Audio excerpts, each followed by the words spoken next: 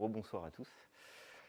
Du coup, on va parler maintenant d'un truc dont Apple nous a fait une petite démo à la WWDC, SwiftUI. Et en fait, dans SwiftUI, je ne sais pas si vous vous rappelez, mais sur la droite d'Xcode, vous avez toutes vos vues en temps réel. Et lorsque vous développez, ces vues-là, elles changent en temps réel. Enfin, c'est top, quoi. Seulement, on est tous les mêmes. On n'a pas des apps iOS 13 only. Et ces outils super cool, ce serait bien de pouvoir les utiliser dans nos apps d'aujourd'hui. Et du coup, je vais vous montrer ça. Pas beaucoup de slides. Alors, c'est parti. Du coup, pour l'idée, ce que je vous propose, c'est de reprendre une app. Alors, attendez. On va remettre ça de manière à ce que ça soit plus sympa pour vous. Hop. Voilà. Du coup, c'est une app en fait que j'avais déjà utilisée en démo au CocoAds il y a quelques années. Un gestionnaire de tâches.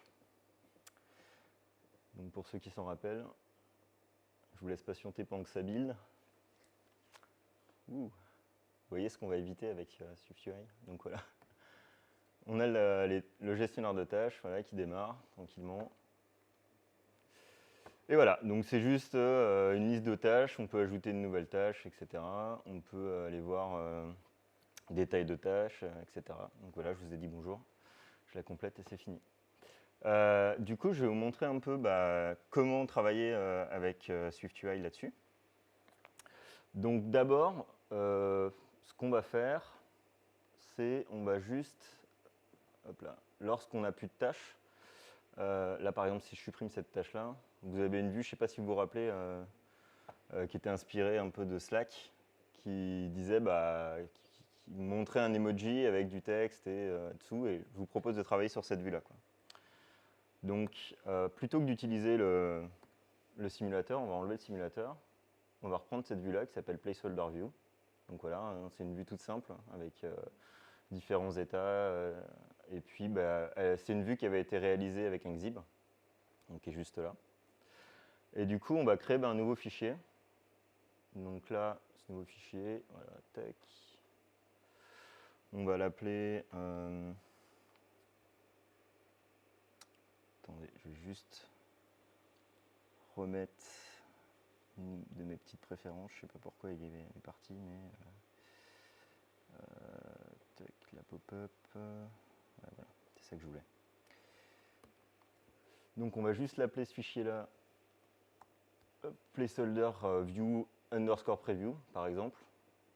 Donc voilà, ça va juste nous créer un nouveau fichier. Et là, ce qu'on va faire, c'est qu'on va créer une classe qui s'appelle placeholder view preview, qui va hériter en fait de preview provider.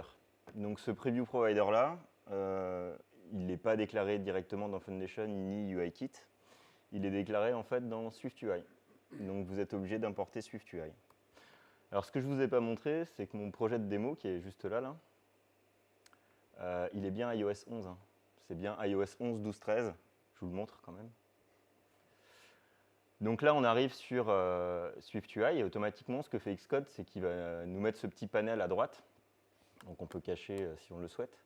Mais il nous montre ce petit panel parce qu'il dit, ok, là, je vais peut-être avoir des démos à faire, quoi. Donc là, du coup, il faut qu'on se conforme à Preview Provider. Donc pour se conformer à Preview Provider, en fait, il faut juste lui fournir des previews. Donc pour ça, on va les mettre là. En fait, on déclare juste une statique var qui est previews qui va retourner une vue. Donc là, par exemple, on va retourner une vue SwiftUI qui est texte et on va afficher hello. Alors là, on a plusieurs problèmes. Déjà, on a Sum, qui est en fait une nouveauté de Swift 5.1 et qui est du coup disponible seulement depuis iOS 13. View et Text sont des vues SwiftUI, donc c'est disponible seulement depuis iOS 13. Enfin bref, vous m'avez compris. Il va falloir qu'on mette une availability seulement pour iOS 13 ici. On s'en moque parce que nous, notre développement, finalement, c'est Xcode qui va l'utiliser. Donc nos vues, ok, on les laisse disponibles seulement iOS 13, pas de problème. Seulement, là, vous allez avoir un souci en fait à la compilation parce que vous êtes en train d'importer quelque chose qui est US 13 only et qui peut potentiellement se retrouver au runtime dans vos apps iOS 11, etc., quoi. Donc, on va juste mettre un petit flag supplémentaire autour de SwiftUI. On dit, si je peux importer SwiftUI et que je suis en debug, alors, hop, exécutez ce code-là.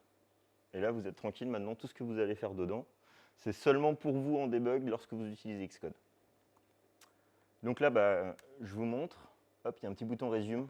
Vous allez voir, il faut le taper souvent celui-là. Et c'est pas aussi magique que pendant les démos d'Apple. Hein. Il faut rebuilder l'app. Parce que les démos d'Apple, elles sont très très light. Elles tournent sur des machines ultra performantes. Alors je ne veux pas dire que la mienne n'est pas performante, mais en tout cas, il faut rebuilder l'app et vos dépendances. Après, ça bouge un peu plus vite, mais ça, on ne peut pas y couper, quoi. Donc voilà. Après, on peut tout passer et sur SPM, on peut tout passer en CocoaPods Binary pour accélérer le build. Enfin, il y a plein de méthodes pour accélérer le build, ouais, clairement. Et donc, du coup, on se retrouve avec ça, quoi. Donc, on se retrouve avec notre device, hein, direct. Donc, par défaut, c'est un iPhone 11 avec notre texte Hello au milieu. Après, on peut ajouter des modifiers sur notre texte. Donc là, par exemple, si j'ajoute juste un preview layout où je lui demande en fait d'utiliser la taille qui fixe le plus la vue, là on se retrouve seulement avec notre vue. Tac, tac, tac. Voilà par exemple. Si on veut que ça soit plus clair pour notre label, parce que bon, voilà, on peut lui ajouter un padding, enfin voilà. Bref, vous imaginez, on peut ajouter un tas de modifiers tout autour. Et après, ça nous permet, si on met par exemple autour de notre texte, on met quelque chose qui s'appelle un groupe. Là, je vais vous montrer tout ça comme ça. Voilà. Donc là, on a nos textes Hello. On peut l'afficher en bold, on peut l'afficher avec une autre fonte large title, en bold, etc. Et du coup, on a tout notre type de vue dans différentes configurations qui sont affichées comme ça, quoi. Bon, c'est cool, je vous ai fait la démo de comment ça marche. Maintenant, je n'ai pas totalement rempli ma promesse parce que je vous ai montré ça avec des vues SwiftUI et ce n'est pas ce que je vous ai dit au démarrage. Donc, on va juste ajouter un petit helper. Donc, un petit helper pour ça. Hop, nouvelle file. Qu'on va appeler UIView Preview, par exemple. .swift. Et donc, dans notre UIView Preview, on va définir ce code-là. Donc là, en gros, tout ce que je demande, c'est juste, je fais une sorte de wrapper autour du UIKit, qui en fait se conforme à UIView Representable, qui est encore une fois quelque chose de SwiftUI, et qui va prendre en fait une vue UIKit et la retourner sous forme de SwiftUI. Quelque chose qui peut comprendre ça. Et du coup, ce que ça nous permet de voir derrière, ce que ça nous permet de faire, c'est ce genre de truc, quoi. Ça veut dire que là, je vais juste prendre ma UIView Preview, et dedans, je vais lui loader ma placeholder view, qui est une vue depuis un xib, donc je fais un load from nib pour l'init. Et du coup, si je fais mon resume, je rebuild mon app.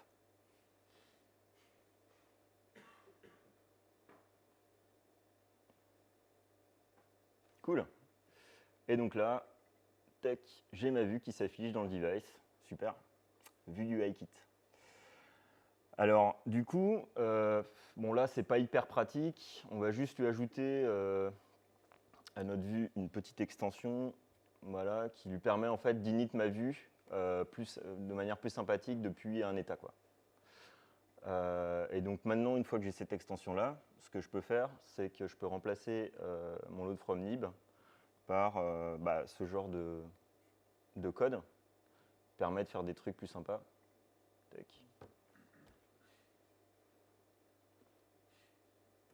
C'est presque instantané. Et voilà. Et donc du coup, après, on peut faire d'autres démos sympas, quoi. Donc par exemple, on peut ajouter alors là, une autre UIView Preview. Pardon. Donc, je vais juste faire un groupe, comme je vous ai montré tout à l'heure. Tac.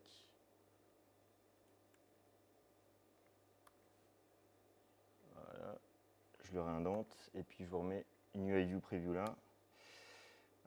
Tac. Voilà. Donc là, par exemple, je vous remets une UI View Preview, et je lui ajoute un petit modifier d'environnement, qui est le Dark Mode. Alors le Dark Mode, du coup, là, ce qu'on va avoir, c'est juste, on va avoir un second device qui prévue en Dark Mode. Donc là, on se rend compte que le Dark Mode, c'est pas si évident que ça. Il faut faire des trucs en plus pour que ça marche. Et du coup, ça vous permet de travailler seulement sur votre vue en Dark Mode, sans être obligé de setup toute votre app pour que vous ayez à afficher cette vue, ou alors se balader dans tout un flow de code. Voilà. Vous êtes juste en train de travailler sur votre vue. Et donc là, je vais vous montrer comment ça marche. Juste, on va dans la vue, on fait notre modif. Donc là, notre modif pour le Dark Mode, hop là, en l'occurrence, c'est juste dans le Awake from Nib. En gros, ce que je prends, c'est que je prends la background color et je mets la system background qui, en iOS 13, du coup, retourne blanc en light et noir en dark. Et parce qu'on supporte avant iOS 13, on renvoie toujours notre color white autrement. Et donc là, on résume. Et qu'est-ce qui se passe? Ça rebuild.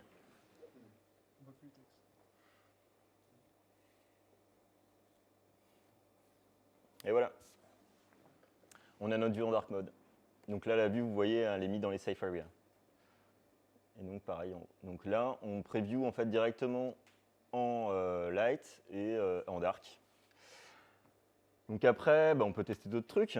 Par exemple, un autre environnement d'accessibilité pour tester les dynamic types, parce que les dynamic types, c'est hyper important.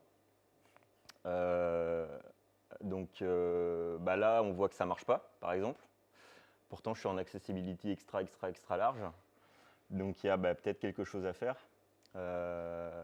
Alors là, du coup, où est-ce qu'on va aller? On va aller dans notre exhib pour regarder nos vues. Tac, qu'est-ce qui se passe? Super, quoi. Le développeur qui avait fait ça, il n'avait pas mis les dynamic types. On va les refaire. Donc là, par exemple, on va lui dire que c'est un title 2. Un title 1, c'est bien. Voilà. Tac. Et là, on va dire que c'est un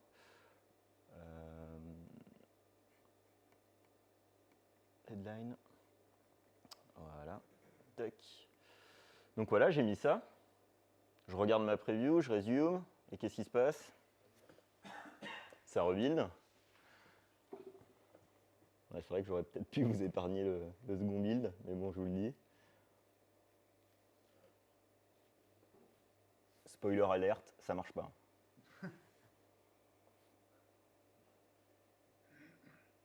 Si c'est pas trop long, je vous le montre quand même. Ouais, c'est bon. Voilà, ça marche toujours pas. Alors pourquoi ça marche pas?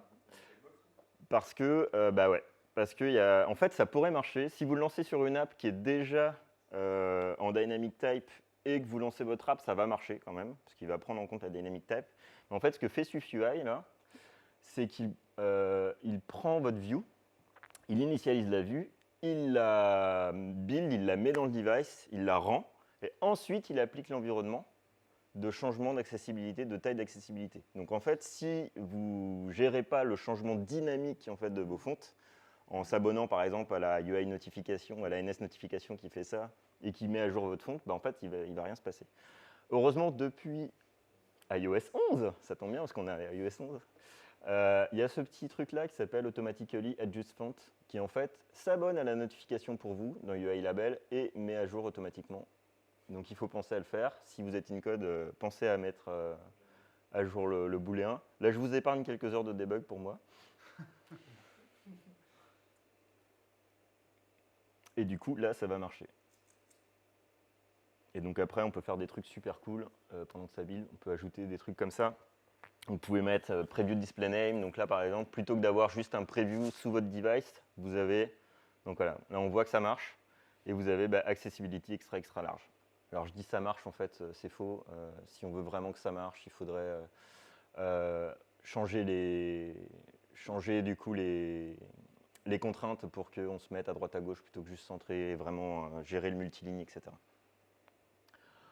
Ok, cool, donc voilà, donc là je vous ai montré tout ça. Et tout à l'heure, je vous ai un petit peu menti, parce qu'en fait, Là, ça ne va pas builder, mais ça ne va pas se retrouver vraiment dans votre build final. Mais en fait, le fichier va quand même s'y trouver. Tous vos fichiers prévus vont s'y trouver, donc c'est pas top. Si vous voulez vraiment être plus propre, vous allez dans les build settings, vous allez chercher exclude ou dans votre config. Et là, vous avez un exclude source files name. Et du coup, dans la release, donc là c'est ce qui est resolved, dans la release, vous pouvez juste ajouter ça. Évidemment, ça n'a pas marché. En gros, c'est underscore preview. Tous les. Ah si, c'est bon. Ok. Tac. Donc en gros, c'est. Alors, je vous zoome. C'est étoile preview étoile. Voilà. Ou alors, ce que vous avez vu qui est le exclude file names égale étoile underscore preview étoile. Bon là, il s'est permis. Voilà. Tac. Voilà. Donc avec ça, dans votre fichier de config, ou directement ici, si vous travaillez directement dans les build settings Xcode. Et là, vous n'avez vraiment plus rien. Bon, voilà. Je ne vous ai pas tout montré. Il y a un petit truc supplémentaire, par exemple, parce que là, vous travaillez juste sur une vue. Mais si vous voulez aller plus loin et tester, par exemple, l'affichage complet d'une table view ou d'un ensemble de vues, enfin même d'un view controller en fait dans votre contexte, j'ai juste un autre petit helper à vous montrer, qui est un UI view controller preview, qui est en fait exactement la même chose que ce que je vous ai montré avant, c'est juste que ça prend un view controller au lieu d'une vue. Et du coup, si on est sur notre listing qui est là, le listing view controller, on peut faire un new file qui va s'appeler par exemple listing preview. Tac. Et là du coup, j'ai juste un UI view controller preview avec mon listing view controller et vous voyez comment ça marche après, vous connaissez le truc.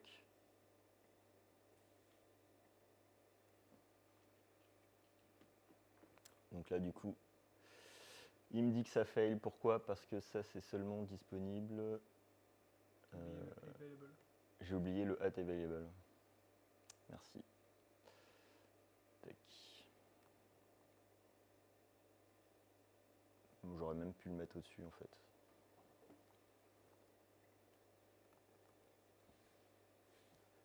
Et donc du coup, c'est pas ça que je veux résumer, c'est ça.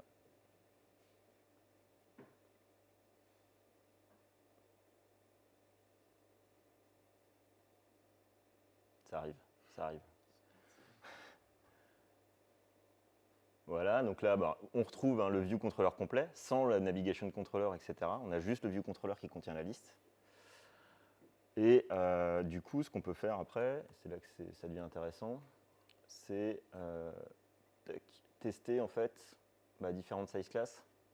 Donc par exemple, on peut tester notre listing en extra large sur un iPhone SE. On peut tester notre listing en encore plus large sur un iPad Pro 11 pouces, etc. Voilà. Donc c'est plutôt sympa. Grâce à ça, donc ça, je reviens sur mes slides, parce que j'en ai encore après. Donc en fait pour ça, c'est une idée qu'on a eue avec mon collègue Jérôme, qui a fait un talk à French Kids sur le Showcase Driven Development, qui est en fait le fait justement de développer ses vues en fait, et de tester tous les cas dans une liste au runtime.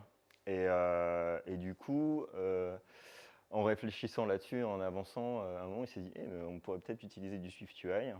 Et en fait, il y a Matt qui a fait un super article sur NF Hipster. Et d'ailleurs, les deux trucs que je vous ai montrés, UI View Preview et UI View Controller Preview, ça vient de lui. C'est un GIST en fait à lui. Vous pouvez aller les chercher là directement. Et donc du coup, on développe comme ça là, toutes nos vues dernièrement. Et c'est top, on va super vite. On teste tous les cas et on supporte les dynamic types en fait out of the box grâce à ça. Donc tout ce que je vous ai montré, c'est déjà dispo sur GitHub, c'est à cet endroit-là. Il y a les slides, il y a tout, il y a le MD, vous pouvez dérouler la démo si vous voulez, vous avez tout le projet au complet, si vous voulez jouer avec. Voilà, je vous remercie.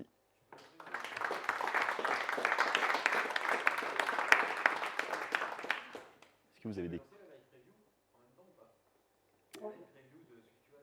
Ouais, carrément. Carrément, en fait, alors là, ça n'a aucun intérêt sur ma démo, hein, parce qu'il n'y a pas de bouton, il n'y a pas d'interaction et tout. Mais en fait, ouais. La live preview, là, tu peux la lancer. Donc, il faut attendre un petit... Bah là, voilà, là, il run direct. Donc, ce qui est pas mal, c'est quand on est dans ce truc-là, en fait, le curseur change. Vous voyez, là, c'est une souris normale. Et dès que c'est prêt, hop, ça passe à une main.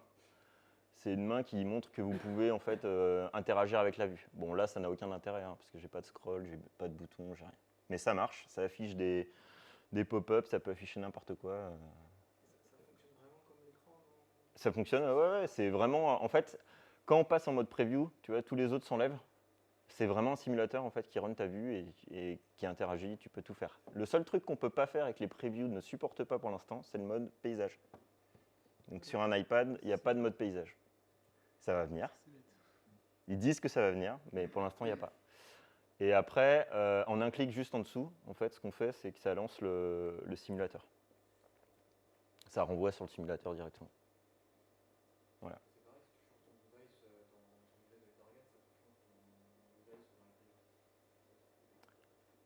Si tu changes ton...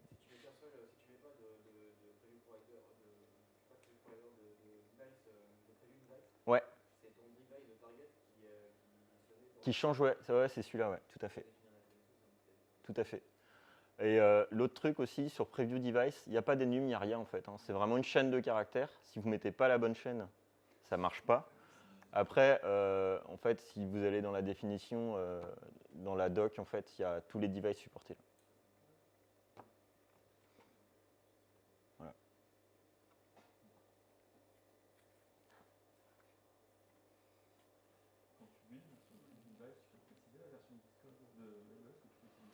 Voilà. Non, du coup, c'est que iOS 13.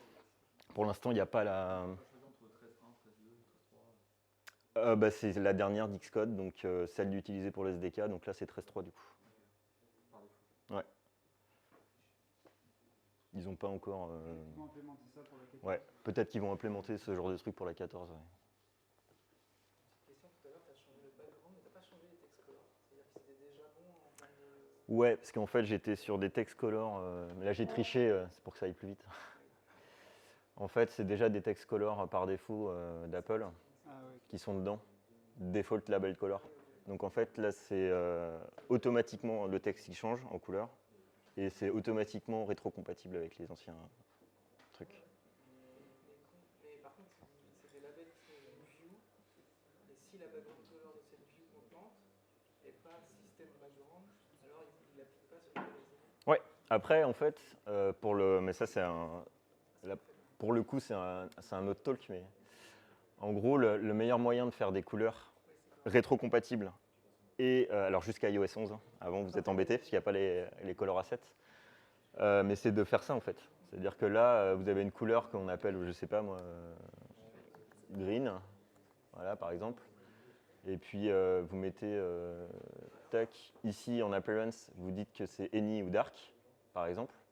Et là, pour n'importe quelle apparence, bah, ça va être vert. Et puis lorsque c'est dark, tac, on va juste mettre un petit peu plus, de vert, mais un peu plus, voilà. Et là, automatiquement, en fait, dès qu'on utilise la couleur green du XC-Assets, bah, ça va appliquer en fonction de... Et ça va gérer la rétrocompatibilité avec les anciens iOS qui mettront juste ça. C'est la meilleure manière de... Enfin, en tout cas, nous, c'est comme ça qu'on gère les couleurs aujourd'hui pour ne pas se prendre la tête. C'est iOS 11 et plus. Si tu as encore une ancienne version à gérer, là, tu es obligé de passer par une extension UI Color et des ifs. Quand tu as lancé le fait d'intercepter le clic, tu vas le faire sur les trois en même temps, sur les deux en même temps? Non. Juste en fait, dès qu'on lance la preview, c'est un device qui se focus. Parce que ton rendu, il est statique? le rendu des autres est statique, ouais. Ok, enfin tous. Oui. C'est rendu, à chaque fois c'est statique. Donc si tu as un truc qui défile ou autre, Alors, sur les vues SwiftUI, il montrait que les animations étaient quand même rendues dynamiquement. Après, j'ai pas réessayé, en fait. J'ai pas essayé. S'il y a un truc qui reste animé, par exemple. C'est ça, ouais. Du coup, c'est un loader ou autre, il va rester. Ouais, ah bah tiens, très bonne. Donc si, j'ai testé, parce qu'avec des loaders, ça s'anime pas. Ouais, ouais. Ça reste fixe. Ouais. Et c'est seulement lorsqu'on le passe en preview que là, il s'anime et qu'il y a tout qui tourne. Ok. Ce qui fait sens, en fait.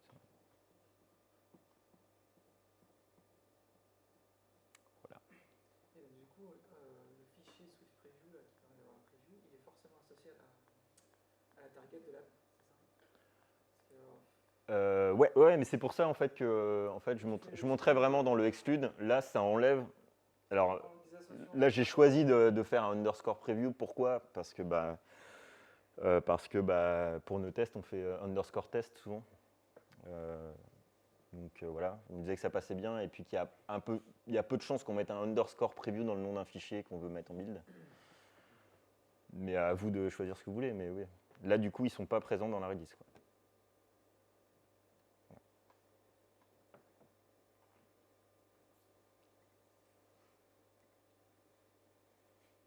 Cool. C'est bon?